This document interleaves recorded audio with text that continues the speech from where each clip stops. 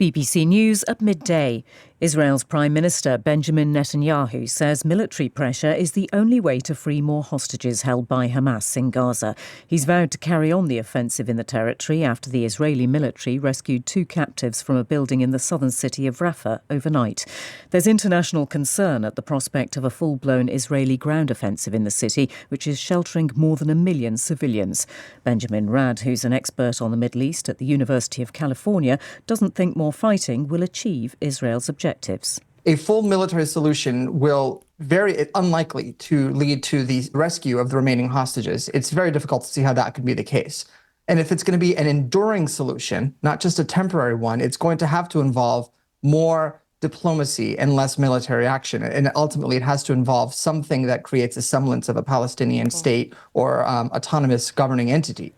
A shadow minister has defended Labour's decision not to suspend the upcoming by-election campaign of a candidate who reportedly said Israel had allowed the 7th of October attacks to go ahead so it could do whatever it wanted.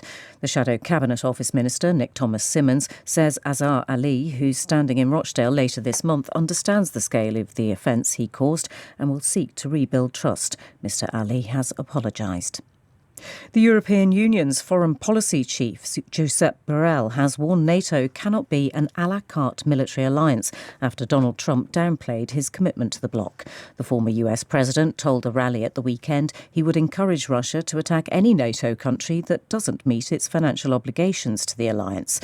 The Kremlin has not commented on the remarks. Mr. Borrell said the US could not pick and choose its involvement. NATO cannot be à la carte military alliance, cannot be a military alliance that works depending on the humor of the president of the US on those days.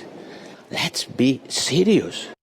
Police say they'll take no further action against the Conservative MP Andrew Rosendale after he was arrested on suspicion of rape, sexual assault and misconduct in a public office.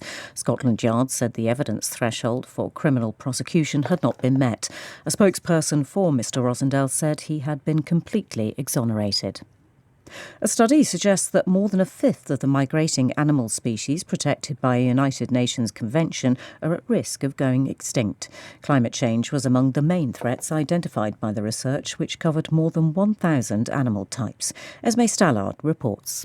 The great explorers of the animal kingdom, from turtle doves and green turtles to the European eel and the African penguin, play an essential role in protecting the Earth's habitats. But this first global assessment shows they aren't faring well.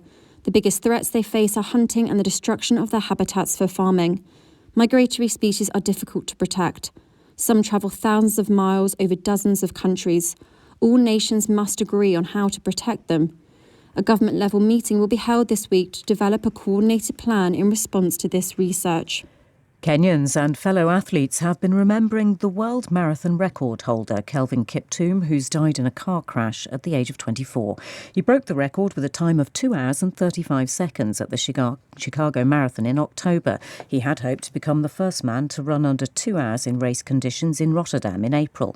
The president of World Athletics, Lord Coe, said Kelvin Kiptoum would leave an incredible legacy. Kenya's sports minister, Ababu Namwamba, said the nation was in shock. It's a very dark morning, a very dark day for our country, a very dark day for the athletics fraternity, both in Kenya and across the world. Really, we are lost for words. BBC News.